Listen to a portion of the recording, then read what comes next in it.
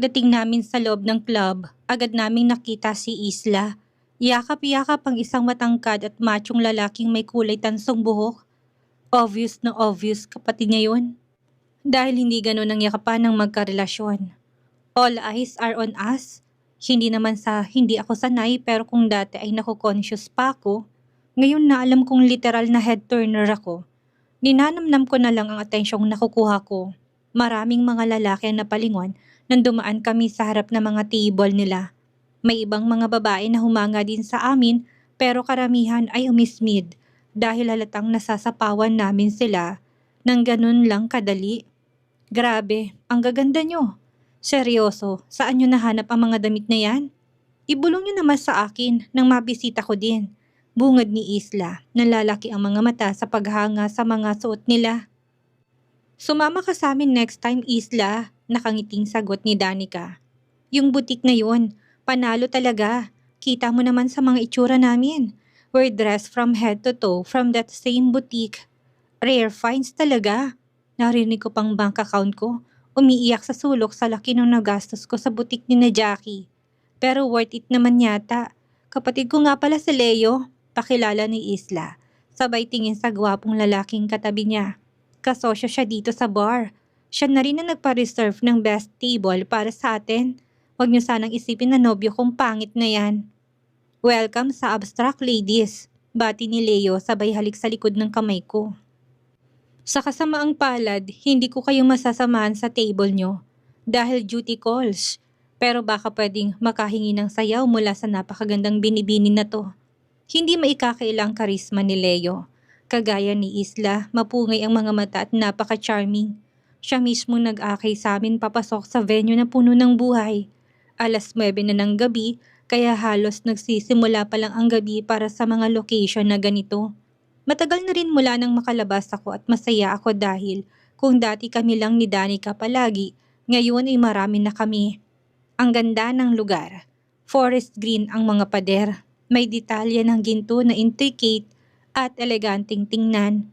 Sa kisame may mga chandelier na iba-iba ang hugis at nagbibigay ng malambot at mainit na sinag. Sa gitna ay isang maluwag na dance floor na kumikislap. Sa isang gilid naman, may isang bar na gawa sa kahoy mula sa sahig hanggang sa kisame. At may mga bote at baso na nakadisplay na parang art installation. Sa kabilang panig naman ng isang glass-walled winter garden na ginawang vintage lounge. May mezzanine pa sa taas at isang spiral staircase malapit sa mesa namin. Wala pa kaming iniinom pero para akong lasing sa ambience. Ang husay ng decorator at lalong nagbigay ng expensive na appeal ang ambience. Lahat ng mga guest nila ay nakabase din ng angkop sa lugar.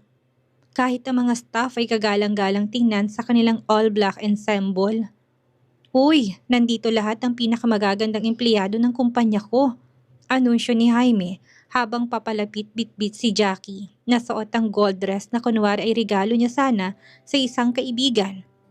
Oo na lang, Jackie. Oh my God! Sigaw ni Danica. Sabay yakap sa kanya, maya-may pinakilala na rin si Jackie kina Richard at Isla. Dumating rin sina Josh at ang asawa niyang si Bettina. Pagkatapos ng pagbati, hinila kami ni Danica sa dance floor habang tumutugtog ng banda na sobrang energetic. Naiwan sa mesa ang mga lalaki. Mukhang thankful sila sa pahinga. Malamang ay mamaya pa sila sasali kapag medyo nakainom na. Halos kalahating oras kaming sumayaw bago kami bumalik para uminom. Hindi ko na matandaan kung kailan ako huling sumayaw ng ganito pero isa lang ang sigurado ko. Nag-e-enjoy ako. Uhaw na uhaw ako. Nauna na sina Danica sa mesa pero bago pa ako makalayo tinapik ako ni Leo sa braso. Pwede ba akong makahingi ng isang sayaw? Francesca, right? Mahinang tanong niya, may ngiting kalmado sa mga labi. Tumango ako't ngumiti. Why not? Isang sayaw lang naman at wala namang masama. Isa itong club at kaya kami naroon ay para sumayaw.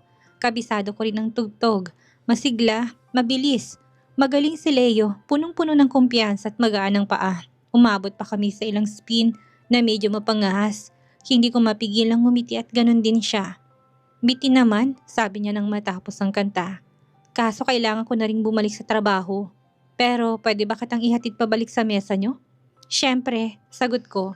Medyo hinihingal. Pagdating namin sa mesa, napahinto ako. May mga bagong dating. Nandoon sila, si Hugo at si Floyd. Nakasimangot at nakatiimang panga. Seryosong tingin sa akin at pagkatapos ay kay Leo. Mukhang hindi siya natutuwa na magkasama kami at marahil ay nakita na nila kami sa dance floor kanina pa. Hindi ko alam na nandito sila. Walang nagsabi o nagbanggit man lang. Nginitian ako ni Leo bago umalis. Sana makasaya ulit kita mamaya. Sige, sagot ko. Lumapit ako kay Danica. Gulong-gulo. Bakit nandito sila? Relax, bulong niya. Friends sila ni boss. Talagang hindi maiwasang magkita kayo. Besides, napatawad mo na si Hugo, hindi ba? Darating din talaga na kayo naman ni Floyd ang makikita at magkausap tungkol sa problema nyo. Tama naman si Danica. At hindi ko naman kailangan nakausapin siya. Marami kami. Pero ewan ko kung paano ko napaupo sa tabi mismo ni Floyd. Hinayaan ko na lang. Hindi ko na rin gustong gawing big deal ang simpleng pagtatabi ng upuan. Pwede naman kaming maging civil buong gabi. Parang may gusto sa yung kapatid ko, Francesca. Tukso ni Isla, nakangiti. Magalang siya at magaling sumayaw. Sagot ko, totoo naman. At super hot, hindi ba? Singit ni Danica. Halatang nangaasar, ramdam kong sigaw ng inis ni Floyd sa tabi ko. Kailan pa naging empleyado mo tong redhead na ito, Jaime? Tanong ni Hugo, sabay turo kay Isla.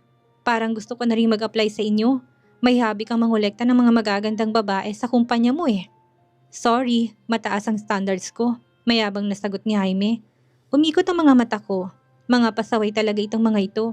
Dumating ang mga waiter, may daladalang tray ng tequila. Tig-3 bawat isa. Tinungga naming lahat yon. Hindi ako tinantana ng tingin ni Floyd. Umorder ako ng mojito. Kakailanganin ko yon sa tingin ko. Nagbagong tugtog, mabagal at malambing.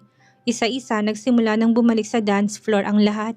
Naiwan kaming dalawa ni Floyd sa mesa. Kita ang tensyon sa katawan niya. Nagkadikit ang kamay sa baso at ang panga ay nakakuyom.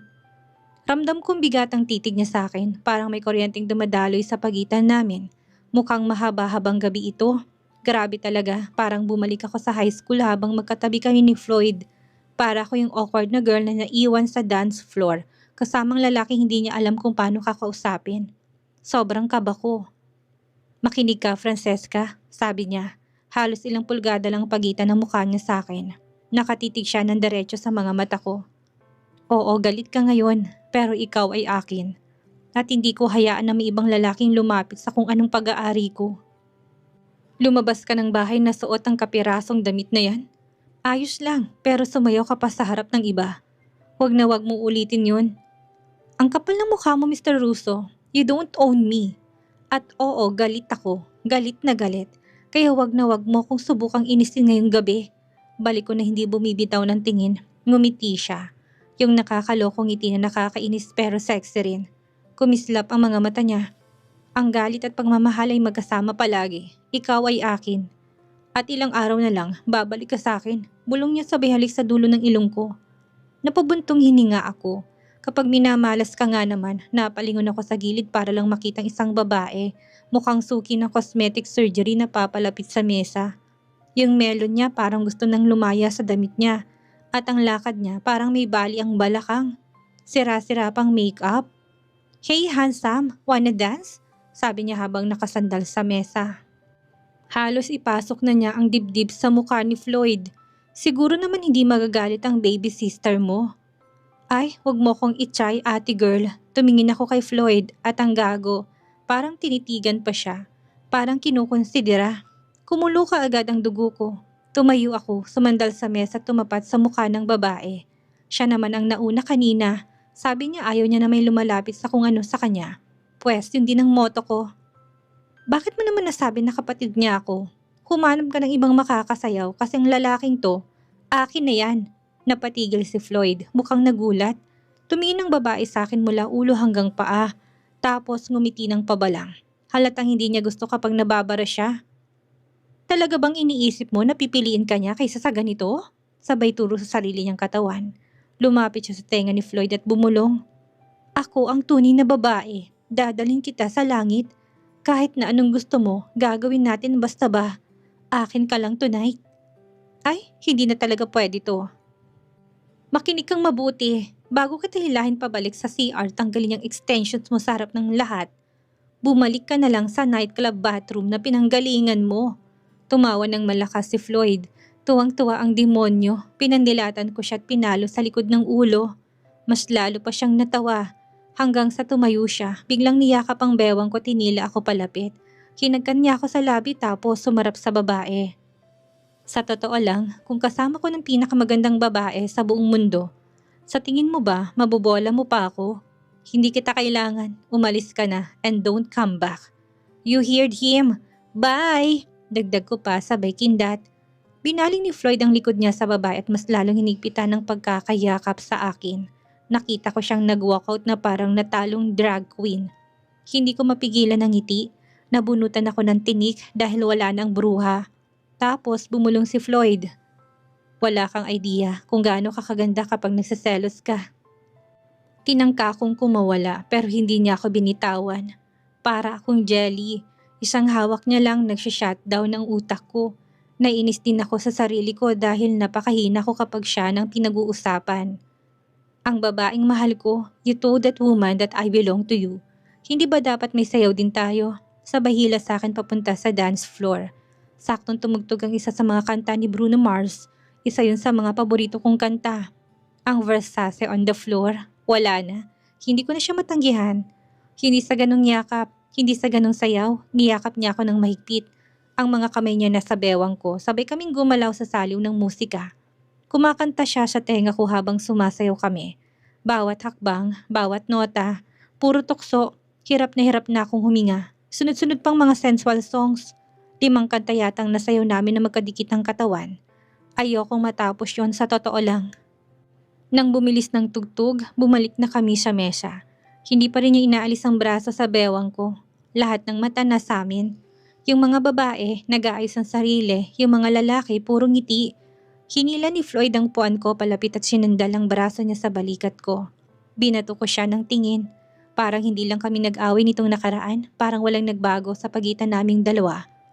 Ano na naman? Inosenteng tanong niya sabay halik sa balikat ko. Ayaw mo bang bumalik yung dating tayo? Okay na eh. Floyd, bungad ko pa lang pero hinalikan niya ako. At hindi basta halik, isa yung bagyo. Mabigat, gutom, puno ng damdaming hindi nasabi. Niyakap ko siya pabalik at hinalikan din siya. Lahat ng sakit at pagnanasa, pinakawalan ko na. Paghiwalay ng mga labi namin, kumikislap ang mga mata niya. Hindi pa kita pinapatawad, mariin kong sabi. Ha? Kunot noon niyang tanong. Hindi pa kita pinapatawad, pero nandito ka at hindi ko itatanggi na gusto pa rin kita. Kaya ngayong gabi, sasayaw tayo, mag-e-enjoy tayo. Pero yun lang, isa lang itong date with friends. Hindi pa to pakikipagbate at lalong walang balikang mangyayari. Tapos sinalikan ko ulit siya, malalim, desperado, para maramdaman niya kung gaano ko siya gustong saktan dahil gusto ko pa rin siya. Aba, hindi pwedeng ako lang ang mahirapan. Sabi nga nila, all is fair in love and war. Kung yan ang gusto mo, yan ang ibibigay ko. Buong gabi, bulong niya, hingal na hingal. Perfect. Tinungga kong inumin ko at tumayo. Tara na, sayaw tayo, handsome. Naglakad kami pabalik sa dance floor. Habang nakatingin sa amin ng buong grupo, lahat ay gulat. Pagkatapos ng ilang kanta, sumama ako sa babae sa CR. Halos sumabog sila sa excitement. Pinaliwanag ko lahat sa kanila na hindi ko pa siya pinapatawad, na mag-e-enjoy lang ako ngayong gabi. Papahirapan ko muna bago patatawarin. Tumawa sila, todong suporta sa akin. Magdamag kaming sumayaw, tumawat para bang walang nangyaring masama. Si Hugo naman todo ligaw kay Isla, talatang interesado rin si girl. Paglabas namin ng club, inalok ni na Richard at Danica na ihatid si Isla pa uwi. Pero sumingit si Hugo, sabay hawak sa kami ng dalaga. May pilyong ngiti. Para walang problema, ako nang maghahatid sa napakagandang redhead na ito. Kayo, magpahinga na kayo. Total may mga date kayo. Hugo POV. Hindi ako nagsisisi na sumama ako kay Floyd para sa ambush meet-up nila ni Francesca. Paano kung hindi ako sumama, baka hindi ko rin maaabutan ng swerte. May magandang katrabaho ito ng mga kaibigan kong babae at ni minsan hindi nila nabanggit ang tungkol sa kanya. Pagdating talaga sa mga babae, nadidiskaril kaming magkakaibigan. Si Floyd halos mamatay nakakahingi ng tawad kay Francesca. Si Jaime naman, ayaw sumabay sa amin dahil yun pala may kasamang chicks. At ang malala, kaibigan din pala ni na Francesca. Parang lahat yata ng kaibigan ni Francesca ay drop dead gorgeous. Ewan ko kung may pamantayan sila ni Danica bago maging kaibigan nilang isang babae. Parang required na maging maganda bago tanggapin sa inner circle nila. Parang itong si Isla, bubbly at accommodating ang personality, kaya naman nakagaanan ko kaagad ng pakiramdam. At saka kami lang naman ang walang kapareha ngayong gabi, kaya natural na kami ang mag-uusap habang naglalandian pa sina Floyd at Francesca at nagde-date ang iba. Sayang naman ang kagapuhan ko kung mapapanis lang. Masarap kausap si Isla at habang mas lumalalim ang pakikipagkwentuhan ko sa kanya, para akong nakakita ng female version ko. Literal. Bro, feeling ko magkakanobya na ako ulit, bulong ko kay Jaime. Nobya agad? Hindi ba? Ngayon mo lang nakilala si Isla. Ganting bulong din niya sa akin. Medyo may pang-aasar sa tono niya. Ang nagsalita, hindi ba ikaw din naman? Nauna ka lang ng konti kasi binabalikan mo si Jackie sa butik nila. Akala mo naman? Oo na, namula sa hiya si Jaime. Nasa pool siya at alam niya na mas marami pa akong alam kaysa sa mga sinabi ko. Ka-text ko kaya sina Francesca at Danica. Mula nang mapatawad niya ako, lalo kaming naging mas malapit at madalas ang mga text namin ay puro chismis ang topic at minsan na naming napag-usapan. Ang style na ginamit ni Jaime para mapaamo itong si Jackie. Aaminin ko na flawless ang taktika niyang yon. Pero alam kong hindi yon gagana sa babaeng katulad ni Isla. Hindi ko na hinintay pang opinyon ng iba. Hinawakan ko kaagad ang kamay ng napakagandang redhead at diretso kaming lumakad papunta sa kotse ko. Nang ngumiti siya, alam kong wala akong maririnig na pagtutol mula sa kanya. Kailangan ko lang makiramdam talaga. Binuksan kong pinto na parang tunay na gentleman at pinanood ko siyang umupo ng maayos sa passenger seat.